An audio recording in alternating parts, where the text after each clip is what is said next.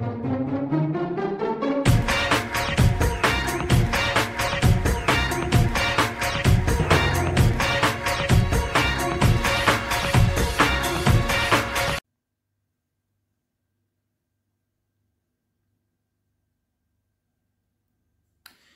à tous et bienvenue sur ma chaîne YouTube. C'est un plaisir de vous retrouver aujourd'hui pour une nouvelle vidéo ouverture de cartes Yu-Gi-Oh! Donc aujourd'hui on va ouvrir les decks de structure des dieux égyptiens. Donc voilà, Obélisque le Tourmenteur, Slifer le dragon du... Enfin, Slifer le dragon céleste, bon, c'est Slifer le dragon du ciel dans l'anime. Donc voilà, on va ouvrir les deux dans cette vidéo. Donc comme d'habitude pour les decks de structure, je lirai les effets de toutes les cartes. En sachant que... comment dire, pour moi les decks vont de pair. C'est, je sais pas comment expliquer ça autrement. Enfin, les decks très clairement, vous pouvez, moi en tout cas c'est mon avis personnel. Après là-dessus je m'engage là-dessus quoi. C'est, moi je pense qu'on peut mélanger les deux pour faire un deck. Après je peux peut-être me tromper et dire des conneries, mais bon, voilà. Donc ça, on va commencer bien entendu par mon dieu égyptien préféré, qui n'est autre, si j'arrive à m'en sortir, lâche-moi sale papier 2002, qui n'est autre que Obélisque le Tourmenteur. Alors, commençons. Donc, Obélisque le Tourmenteur nécessite 3 sacrifices pour son invocation normale. Non posable normalement, l'invocation normale de cette carte ne peut être annulée.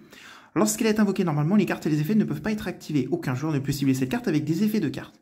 Une fois par tour, durant la end phase, si cette carte est invoquée spécialement, envoyez-le au cimetière. Vous pouvez sacrifier 2 monstres, détruisez tous les monstres contrôlés par votre adversaire. Cette carte ne peut pas déclencher d'attaque au tour où cet effet est activé. Donc c'est quand même l'un de mes dieux préférés. Donc là, ce sont les nouvelles cartes qui sont arrivées. Donc on va vite passer les autres, mais celles-ci sont les plus importantes pour moi. Croisement d'âme. Durant la main phase, immédiatement après la résolution de cet effet, invoquez par sacrifice un monstre bête divine. Lorsque vous le faites, vous pouvez sacrifier un ou plusieurs monstres contrôlés par votre adversaire, même si vous ne les contrôlez pas, mais si vous invoquez par sacrifice de cette façon, appliquez cet effet. Jusqu'à la fin du prochain tour, après la résolution de cette carte, vous ne pouvez activer qu'une carte ou effet par tour, sans prendre en compte les effets des monstres bêtes divines. Vous ne pouvez activer qu'un croisement d'âme par tour. Ensuite, en nouvelle carte, on a le point du destin. L'activation et l'effet de cette carte ne peuvent pas être annulés, ce qui est plutôt intéressant.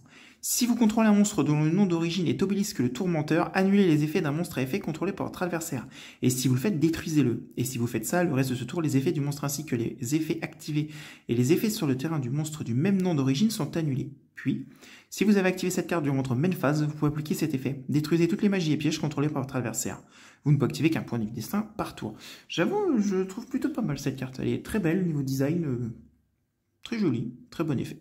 L'évolution de Dieu. L'activation et l'effet de cette carte ne peut pas être annulé. Choisissez un monstre que vous contrôlez dont le type d'origine est bête divine ou dont le nom d'origine est Avatar, le démon de l'enfer, Deadrod, le démon de l'enfer, ou Eraser, le démon de l'enfer. Les monstres déjà affectés par l'évolution de Dieu exclus. Et il gagne 1000 points d'attaque défense. Ses activations d'effets et ses effets activés ne peuvent pas être annulés. Et aussi, il gagne l'effet suivant. Lorsque cette carte déclare une attaque, vous pouvez faire envoyer à votre adversaire un monstre qu'il contrôle au cimetière. C'est lui qui choisit. Ok. Ensuite, mur de résistance de niveau. Si un ou plusieurs monstres que vous contrôlez sont détruits au combat ou par un effet de carte de l'adversaire, ciblez un de ces monstres, invoquez spécialement un ou plusieurs monstres depuis votre deck en position de défense, ainsi que la somme de leur niveau soit égale au niveau du monstre, mais annulez leurs effets. Vous ne pouvez activer qu'un mur de résistance de niveau par tour. Ouais, je suis pas convaincu par celle-là. Ange 01. Vous pouvez invoquer spécialement cette carte depuis votre main en révélant un monstre de niveau 7 depuis votre main. Vous ne pouvez invoquer spécialement Ange 01 qu'une fois par tour de cette façon. Tant que vous contrôlez cette carte invoquée spécialement, vous pouvez invoquer par sacrifice un monstre de minimum niveau 7 en position d'attaque durant votre main phase, en plus de votre invocation pose normale.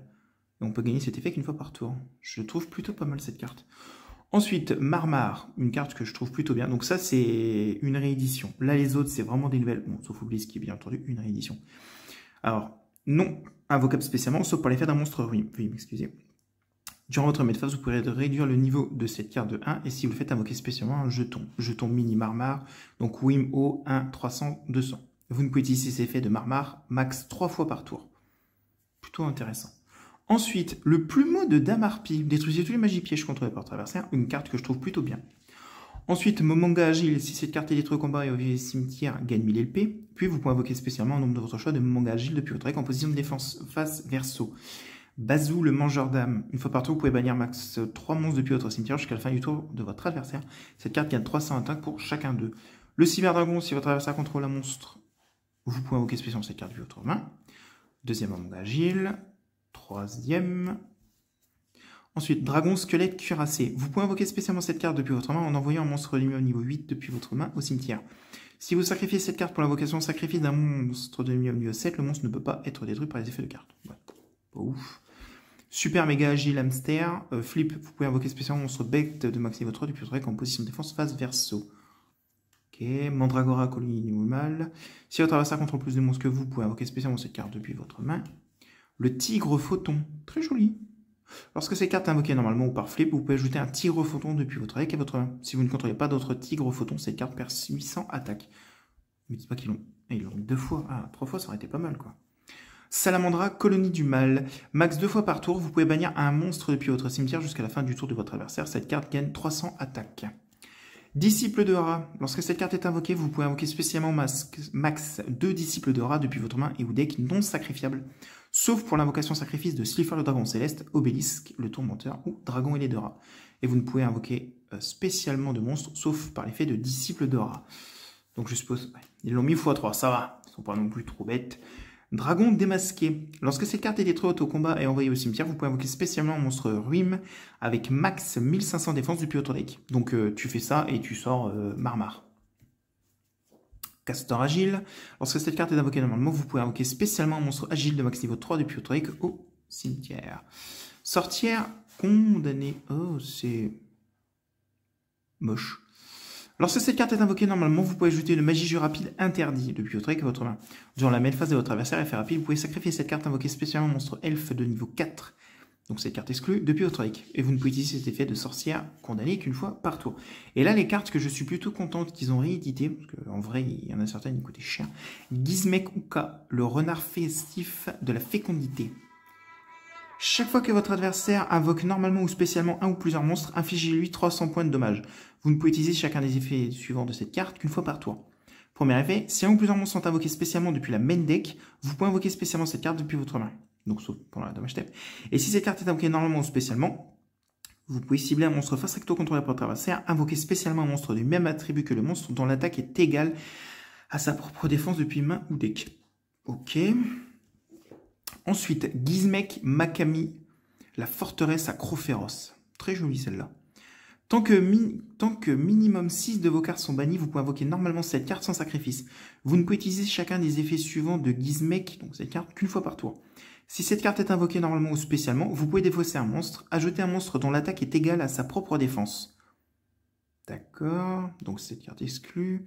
Depuis votre deck, votre main, si cette carte de la zone monstre est détruite, vous pouvez mélanger ces cartes de vos cartes bannies dans le deck. Et l'autre Gizmek, je vois qu'il est pareil. Est-ce que tous les Gizmek sont comme ça? Ouais, bizarre. Donc ensuite, contrôle cérébral, payez 800 LP, puis ciblez un monstre face recto contre votre adversaire, qui est invocable posable normalement, jusqu'à la fin des phases, prenez le contrôle. Monster Reborn, on fait revivre un monstre de l'un des cimetières sur son terrain.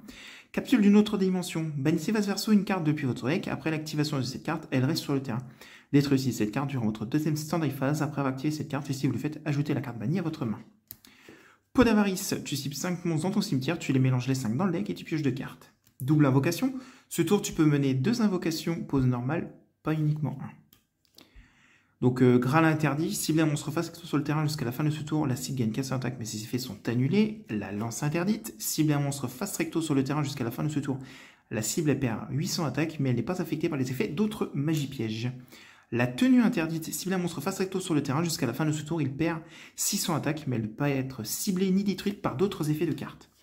Unité de ravitaillement, une fois par tour, si un ou plusieurs monstres que je contrôle sont détruits au combat, ou par effet de carte, je pioche une carte. Tempête des monarques, c'est une fois par tour, je peux sacrifier un monstre pour une invocation sacrifice, donc si je vais... Donc je peux sacrifier un monstre contrôlé par notre adversaire, même si je ne le contrôle pas. Et je ne peux activer qu'une tempête des monarques par tour. Durant le tour où vous activez cette carte, je ne peux pas invoquer spécialement de monstre depuis l'extra deck. D'où le fait qu'il n'y ait pas d'extra deck dans ce deck. Appel de l'étranté, j'active cette carte en ciblant un monstre dans mon cimetière, je l'invoque spécialement en position d'attaque. Et lorsque cette carte quitte le terrain, je détruis le monstre. Et lorsque le monstre est détruit, je détruis cette carte. Duplication des clones. Lorsque votre adversaire invoque normalement ou par flip un monstre qui a un niveau, ciblez le monstre force recto, invoquez spécialement un jeton clone des mêmes types, attributs, niveau et son attaque défense d'origine de la cible. Lorsque la cible est détruite, envoyée au cimetière, je détruis ce jeton. Force miroir de la noyade. Lorsqu'un monstre de l'adversaire déclare une attaque directe, je renvoie tous les monstres en position d'attaque dans le deck. Voilà, donc ça après ce sont les... Là c'est la nouvelle sortie. La cour du roi. Ouais, ça c'est Obélisque, ça c'est quoi? Legacy, et ça c'est Dionys. Ok. Bon, maintenant le deuxième. Bon. En vrai, ça fera une vidéo quand même un petit peu longue, donc tant pis. Ah putain, bon. J'ai un petit peu escarté le couvercle, ça me dégoûte.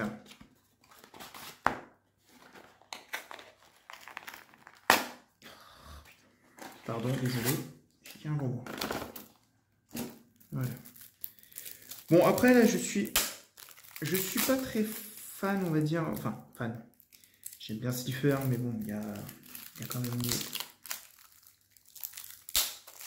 Il y a quand même mieux que Slifer, quand même de rien. Enfin, je sais pas. Après, c'est vrai que ces effets sont quand même pas mal. Donc ça, ce sont les mêmes cartes qu'avant. Donc, on les enlève.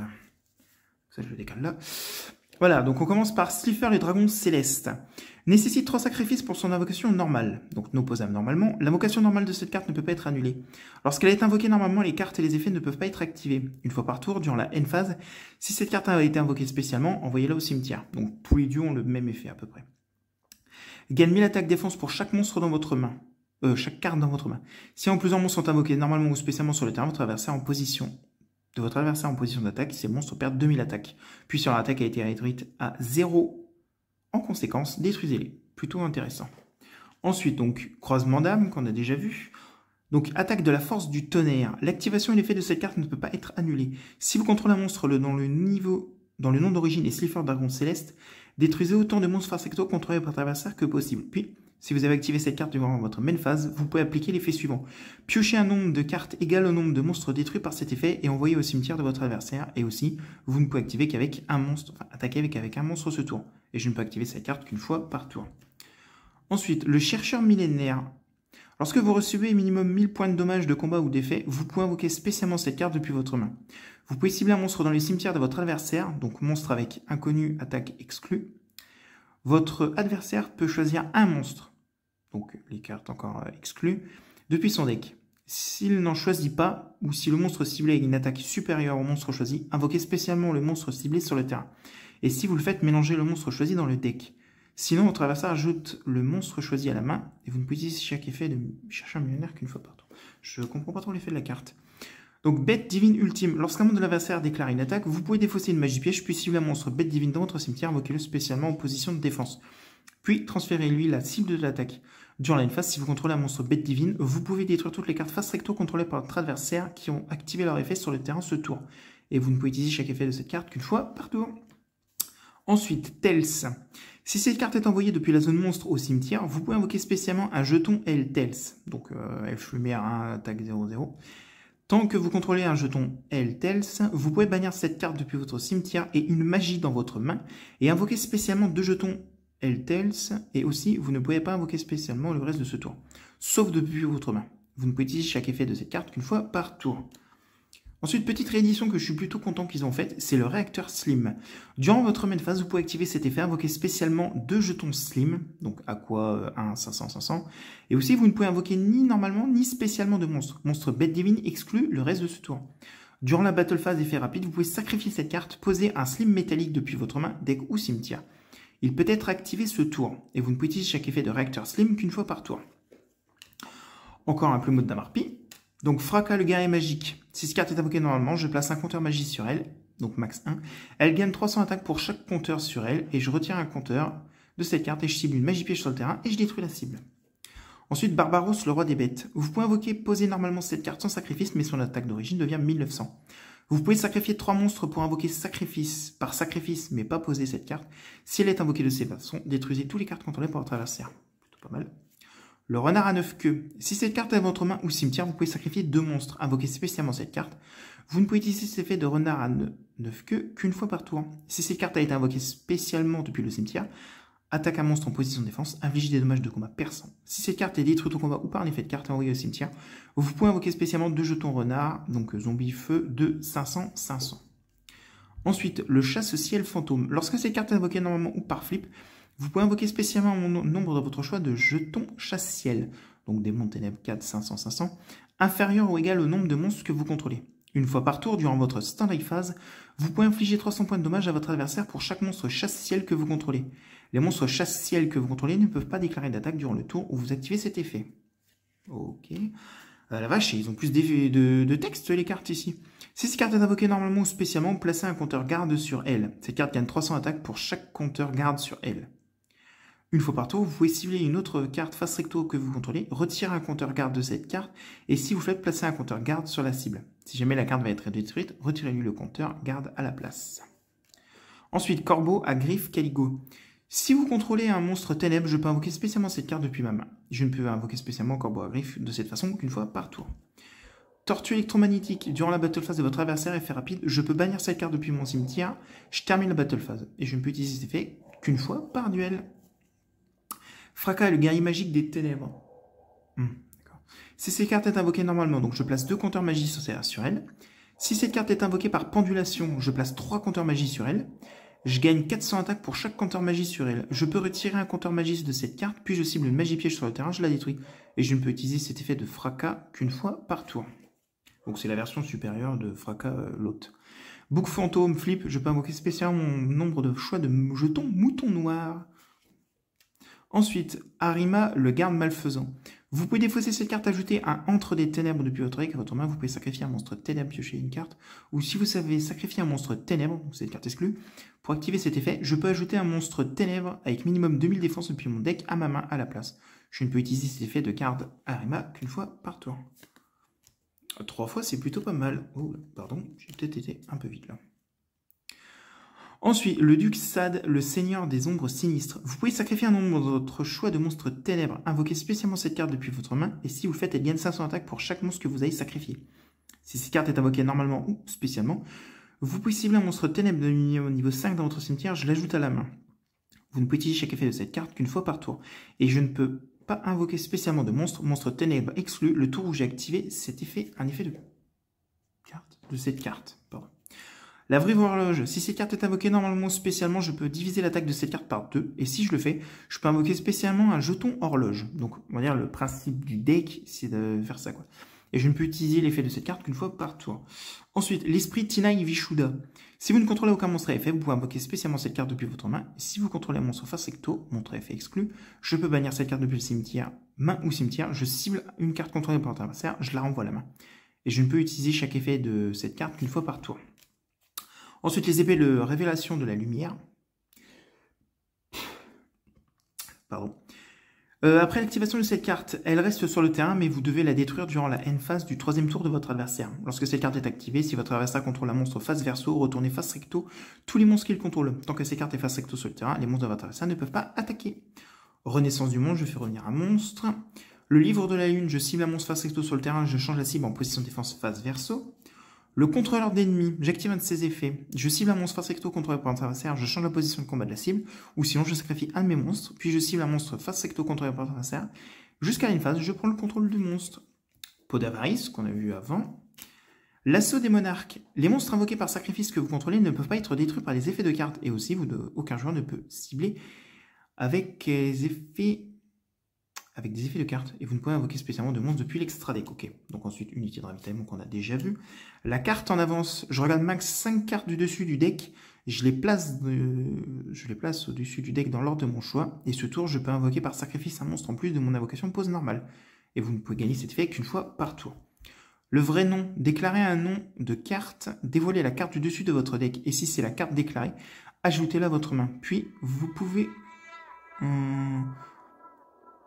Attendez, puis vous pouvez ajouter à votre main ou invoquer spécialement un monstre divin depuis votre deck. Sinon, envoyez-la au cimetière. Vous ne pouvez activer qu'un le vrai nom par tour, sympa. Donc, code à usage unique, j'invoque spécialement un jeton sécurité, donc qui est niveau 4, qui a 2000 attaques, 2000 défense en position de défense. Et je ne peux activer qu'un code d'usage unique par tour. Entre des ténèbres. Tous les monstres face recto sur le terrain deviennent ténèbres une fois par tour. Si vous allez sacrifier un ou plusieurs monstres que vous contrôlez pour activer un effet de carte, vous pouvez sacrifier un monstre ténèbres contrôlé par votre adversaire, même si vous ne le contrôlez pas. Une fois par tour, durant la phase, invoquez spécialement autant de jetons tourments, donc des démons niveau 3, 1000, que possible sur le terrain du joueur du tour en position de défense inférieure ou égale au nombre de monstres sacrifiés ce tour tant que cette carte était face recto. Intéressant. La pioche du destin. Si mes LP sont inférieurs à ceux de mon adversaire et que mon adversaire contrôle un monstre avec la plus haute attaque sur le terrain, même en cas d'égalité, je révèle 3 cartes de noms différents depuis mon deck. Je les place aléatoirement au-dessus du deck, puis je pioche une carte. Le reste de ce tour, après la résolution de cette carte, je ne peux pas poser de magie piège et aussi, vous ne pouvez activer qu'une carte ou un effet supplémentaire. Vous ne pouvez activer qu'une pioche du destin par tour. Force de miroir, détruisez tous les monstres en position d'attaque de votre adversaire, enfin quand il attaque. Avidité téméraire, je pioche 2 cartes et je saute mes 2 prochaines draw phases. Slim métallique, je l'invoque spécialement en position de défense comme un monstre à effet, donc Aqua, niveau 10, attaque 0, défense 3000. Donc cette carte est toujours traitée comme un piège, et s'il est invoqué de cette façon, cette carte ne peut pas attaquer. La pomme d'or, lorsque vous recevez des dommages de combat, tant que vous ne contrôlez aucun monstre, gagne des LP égaux aux dommages de combat que vous avez reçus. Et si vous le faites, invoquez spécialement un jeton malus, donc son attaque défense, chacune égale au montant des LP que vous avez gagné par cet effet. Et pour finir, le retour au fond, donc je cible un monstre dans mon cimetière, je l'invoque spécialement en position de défense. Donc voilà, donc pour ce qui est des decks, franchement les decks sont pas mal. Après, que dire de plus, ouais quoi, c'est des decks, je suis plutôt content des rééditions, des nouvelles cartes de dieu, enfin les magies pièges je parle, les monstres qui sont sortis en nouveauté. Que dire de plus après de ces cartes, pas grand chose en fait quoi. Ils sont assez puissantes. Il y en a certaines, je trouve que c'est un peu bête de les avoir mis dedans, quoi, parce que pour moi, il n'y a pas d'intérêt. Bon, après, pareil, quand je disais de faire un deck avec les deux, clairement, déjà, pour ce qui est de le plumeau de Damarpi, t'en en retires une. Qu'est-ce qu'on peut dire de plus? Voilà, quoi. Après, pour moi, c'est jouable. Mélanger les deux pour faire un deck, c'est peu faisable. Après, pourquoi pas, si vraiment le rendre un peu plus puissant, limite, je dis pas le réacteur slim, le mettre 2 fois de plus, les nouvelles cartes pareil les mettre en 2 fois, mettre quelques magies, tout ça, et je pense que ça peut faire un deck plutôt pas mal. Donc voilà. Donc je tiens à vous remercier d'avoir regardé cette vidéo, ça m'a fait extrêmement plaisir de la faire pour vous. Vous pouvez vous abonner à ma chaîne si ce n'est pas déjà fait, vous pouvez activer la petite cloche pour être prévenu de mes prochaines vidéos. Vous pouvez me laisser un petit commentaire ainsi qu'un like ou un dislike, c'est vous qui voyez. Donc là, eh bien, on se retrouvera donc, vous pouvez me retrouver donc le lundi, le mercredi, le vendredi, le dimanche pour des let's play de jeux vidéo. Voilà. Le mercredi soir pour un live, on va dire, à la bonne franquette. Et le vendredi pour un live qui est, lui, tout à fait précis, toutes les semaines, jusqu'à avoir fini un jeu. Enfin, c'est un let's play en live, on va dire. Pour ce qui est des vidéos ouverture de cartes, donc là, celle-ci sera postée, elle sera postée assez rapidement. Donc pareil, je vais essayer, parce que là, je vais partir pendant 2 semaines en vacances, donc je vais essayer pendant mes vacances, au moins, de poster une vidéo ouverture de cartes. Parce que, faut pas déconner, moi, pendant mes vacances, j'aime bien ouvrir des cartes, donc... je vais essayer d'au moins poster une vidéo comme ça, et voilà quoi. Donc dès que la vidéo sera faite, elle sera postée 1 ou 2 jours après, quoi. Je verrai bien selon mon planning. Donc je vous souhaite une excellente journée ou une excellente soirée, et je vous dis à très bientôt sur ma chaîne YouTube. Allez, bisous!